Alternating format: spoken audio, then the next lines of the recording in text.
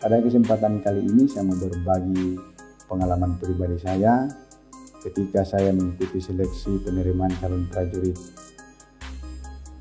Apa saja yang saya lakukan dan hal-hal apa saja yang saya persiapkan.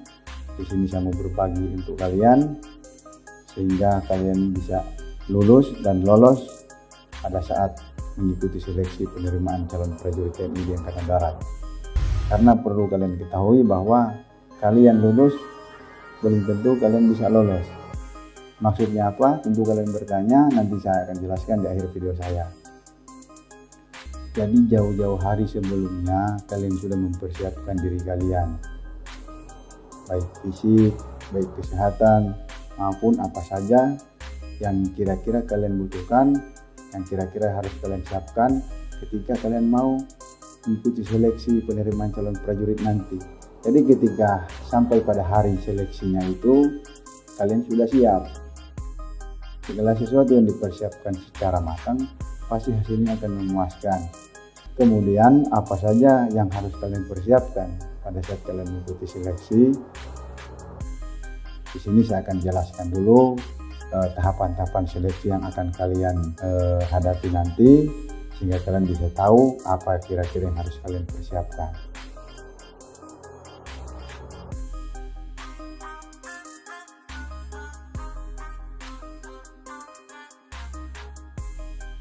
Nah, yang pertama itu adalah seleksi administrasi. Untuk seleksi administrasi ini alangkah baiknya kalian persiapkan jauh-jauh hari sebelumnya.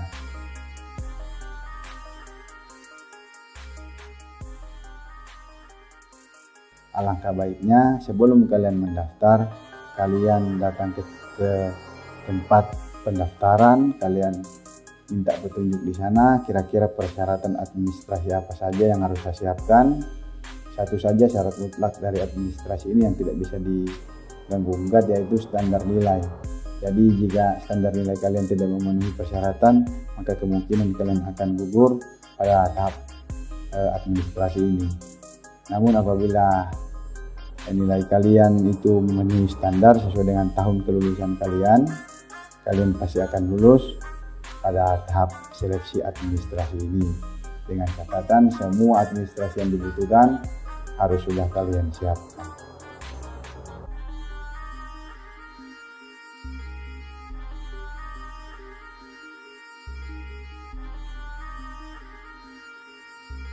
Tahap seleksi kedua yaitu seleksi kesehatan.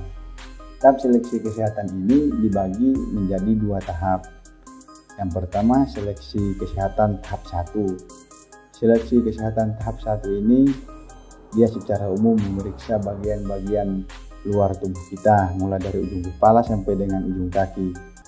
Nah, kemudian untuk seleksi kesehatan tahap kedua itu dia pemeriksaan kesehatan bagian dalam tubuh kalian. Jadi bagaimana tipsnya biar kalian bisa lolos pada tahap seleksi kesehatan ini? Jadi saya sarankan sesuai dengan yang saya lakukan dulu, bahwa 6 bulan sebelum saya mengikuti seleksi penerimaan calon prajurit TNI ini, saya melaksanakan check up. Tujuannya adalah biar saya tahu apakah kondisi badan saya itu sehat atau ada kekurangan. Jadi ketika seandainya ada kekurangan dalam jangka waktu 6 bulan, kita sudah bisa mengatasinya dengan berobat. Jadi ketika tiba pada hari H pelaksanaan seleksi, kondisi fisik kita, kondisi kesehatan kita sudah 100% oke, atau sudah 100% sehat. Jadi ketika kita mengikuti seleksi sudah pasti kita akan lulus.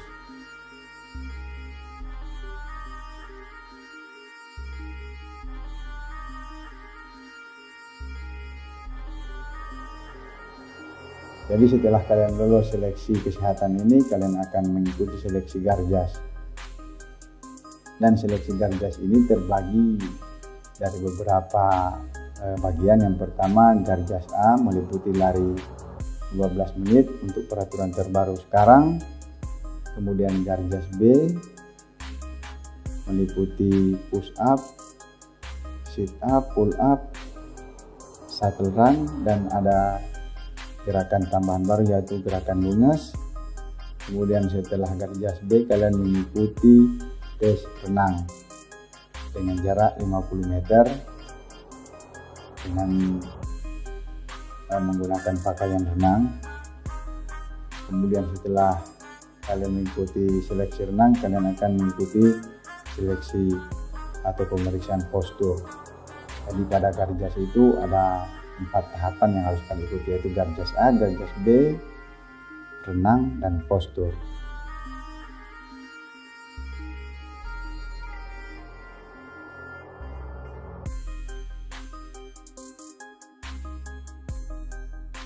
Untuk bisa lolos pada saat mengikuti seleksi Garjas ini, sama halnya dengan kesehatan, bahwa minimal 6 bulan sebelum kalian mau mengikuti seleksi, kalian persiapkan diri kalian untuk menghadapi Garjas ini. Caranya seperti apa? Kalian latih diri kalian secara teratur.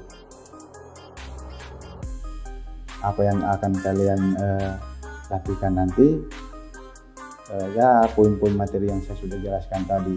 Kalian latih kemampuan lari kalian, kemampuan pull up kalian, kemampuan sit up kalian, dan lain-lain yang saya sebutkan tadi. Kemampuan berenang kalian, kalau kalian belum bisa berenang, ya kesempatan kalian untuk latihan berenang. Dengan kalian berlatih secara teratur, maka pasti kemampuan fisik kalian akan meningkat.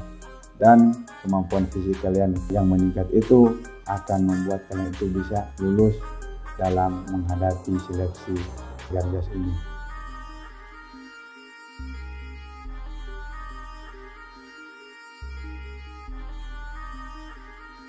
Kemudian tahap seleksi selanjutnya setelah Garjas adalah kalian akan mengikuti seleksi mental ideologi, dengan catatan kalian lulus seleksi Garjas. Jadi kalau kalian lulus seleksi Garjas, kalian akan mengikuti seleksi mental ideologi. Dan seleksi mental ideologi ini terbagi 2 bagian juga. Yang pertama mental ideologi tertulis, seleksi mental ideologi wawancara.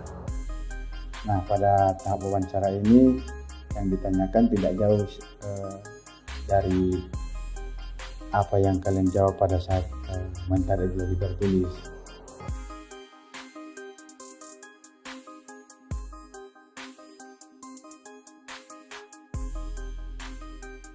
Kemudian setelah selesai melaksanakan seleksi mental ideologi dan dinyatakan lulus, kalian akan mengikuti seleksi psikologi.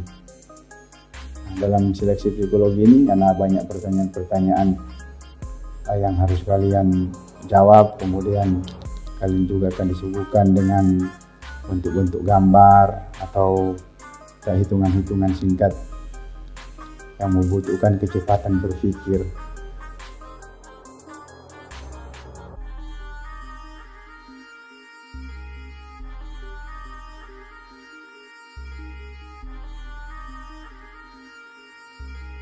Jadi gimana caranya kalian bisa lulus pada saat mengikuti seleksi psikologi ini?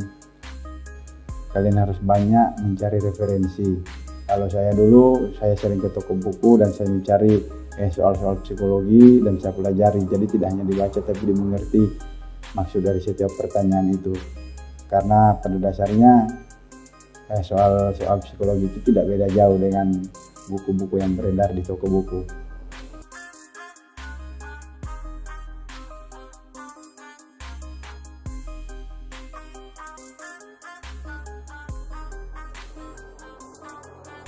Kemudian setelah kalian dinyatakan lulus mengikuti seleksi psikologi, kalian akan masuk pada tahap seleksi akademik.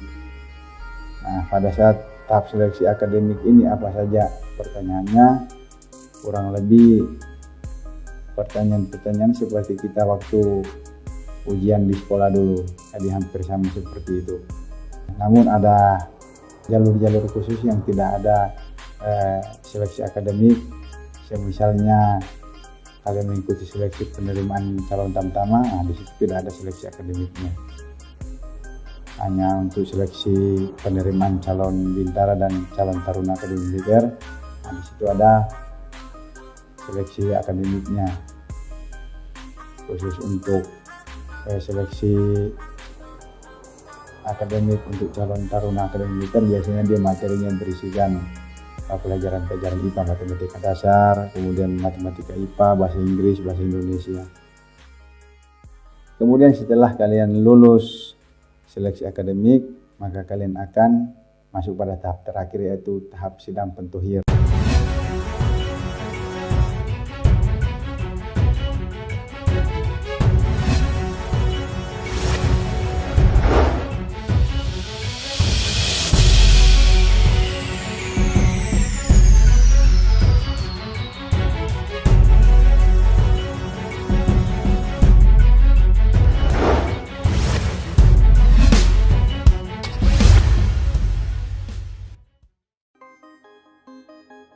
Seperti apa sidang pentuhir ini?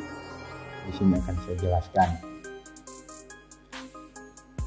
Jadi ketika kalian sudah masuk pada tahap pentuhir ini, pada tahap inilah yang dinamakan sidang penentuan terakhir.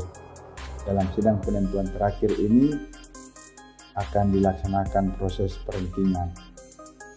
Jadi akan diurut dari nilai tertinggi sampai dengan nilai terendah.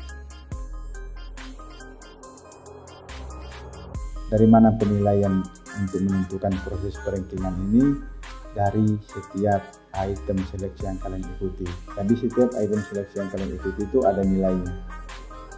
Jadi perlu kalian ketahui bahwa pada dasarnya setiap calon siswa yang sudah lulus sampai pada tahap pentuhir ini, itu artinya secara syarat untuk menjadi seorang prajurit TNI itu mereka sudah memenuhi syarat.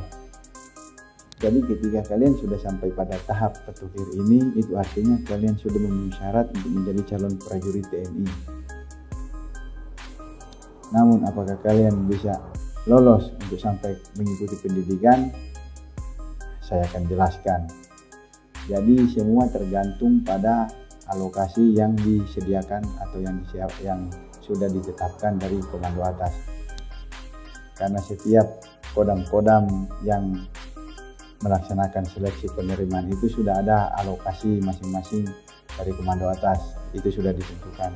Nah, seperti contoh misalnya yang masuk seleksi pentohir itu ada 300 orang yang lulus sampai dengan tahap seleksi sidang pentohir, sedangkan alokasi dari komando atas itu hanya 200, jadi otomatis akan ada 100 yang tereliminasi, dan ini ditentukan dari proses perankingan. Jadi untuk peringkat 1 sampai dengan peringkat 200 itulah akan lolos, yang saya bilang tadi akan lolos mengikuti pendidikan, sedangkan yang peringkat 201 sampai dengan 300 itu dinyatakan tidak lolos.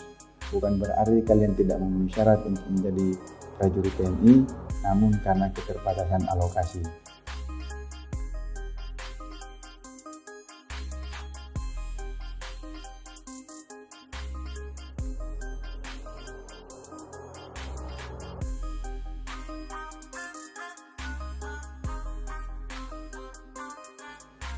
Jadi bagaimana tipsnya sehingga kalian tidak hanya lulus dan memenuhi syarat untuk menjadi calon prajurit TNI, namun kalian juga bisa lolos sampai dengan mengikuti pendidikan.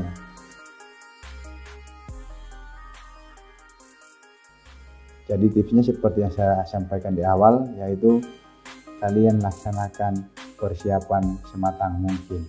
Kalian siapkan diri kalian jauh-jauh hari sebelumnya untuk mengikuti atau untuk menghadapi setiap seleksi yang akan kalian jalani nanti, sehingga dengan persiapan yang matang setiap item seleksi dapat kalian ikuti dan dapat kalian laksanakan dengan baik dengan nilai yang memuaskan. Dan jadi ketika proses perankingan nanti peringkat kalian akan berada di bagian atas, mungkin bisa 10 besar. Nah, kalian bisa pikir sendiri, seandainya alokasi 200 kemudian kalian masuk 10 besar, itu 99,9% sudah pasti kalian akan lulus. 0,1%-nya itu adalah garis tangan kalian. Berarti kalau kalian tidak lulus berarti belum rezeki kalian.